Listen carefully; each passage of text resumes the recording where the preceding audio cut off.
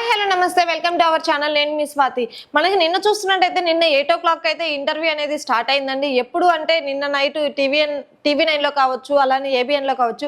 TV9 లో వచ్చేసరికి జగన్మోహన్ రెడ్డి గారిది, అలానే ఏబిఎన్ లో వచ్చేసరికి చంద్రబాబు నాయుడు గారిది ఇంటర్వ్యూ అయితే జరిగింది. అక్కడ పెద్ద డిబేట్ జరిగింది అనొచ్చు. ఎందుకు అంటే ఒకే రోజు ఎట్ ఏ టైంలో 2 ఛానల్స్ లో ఇద్దరు ఎవరైతే ఇంతకు ముందు సీఎం గా చేశారో వాళ్ళనే డిబేట్ అయితే జరిగింది. అసలు అప్పుడే జరిగిన వెంటనే చాలా మంది అయితే దాన్ని చూడడం జరిగింది. అంటే సాఫ్ట్వేర్ ఎంప్లాయీస్ కావచ్చు, ఆంధ్ర రాష్ట్రం ప్రజలందరూ టీవీల ముందు కావచ్చు, అలానే సెల్ ఫోన్ లో చూస్తూనే ఉన్నారు. ఆల్మోస్ట్ 1 మిలియన్ వరకు వెళ్ళిపోయింది జగన్మోహన్ రెడ్డి గారిది. చంద్రబాబు నాయుడు గారిది వచ్చేసరికి 50K వరకే ఉంది. అలానే మళ్ళీ ఇప్పుడు 30 minutes ఎగో అని చెప్పేసి మళ్ళీ వాళ్ళు లైవ్ అయితే ఇచ్చారు.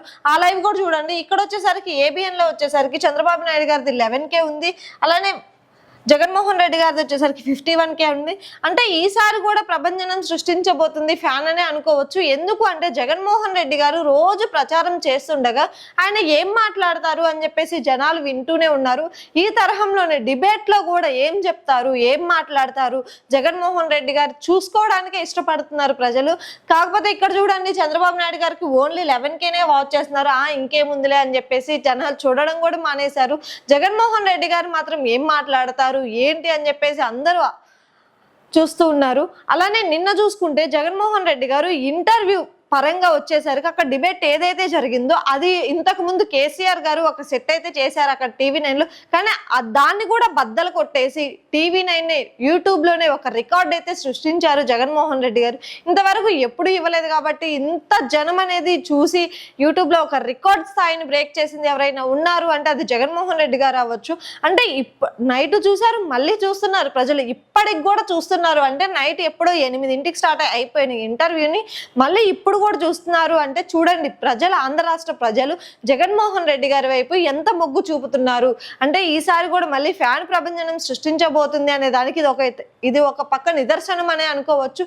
ఎందుకు అంటే జగన్మోహన్ రెడ్డి గారు చెప్పింది చేస్తాను అని చెప్పేసి ప్రజల్లో మంచిగా నాయకుడుగా మెప్పు పొందింది ఎవరైనా ఉన్నారు అంటే అది జగన్మోహన్ రెడ్డి గారు అనుకోవచ్చు. అంటే ఇప్పటికీ కూడా ఇంకా వాచింగ్ అవర్స్ పెరిగే కొద్ది కూడా వాచింగ్ మెంబర్స్ ఎవరైతే ఉన్నారో వాళ్ళు పెరుగుతూ ఉన్నారు. అంటే 51కి 11కి చూడండి ఎంత డిఫరెన్స్ ఉందో. 40K అంటే 40,000 పీపుల్ వచ్చేసరికి ఆల్మోస్ట్ జగన్మోహన్ రెడ్డి గారి వైపే ఉన్నారు అని ఈ విధంగా మనకు అర్థమవుతుంది.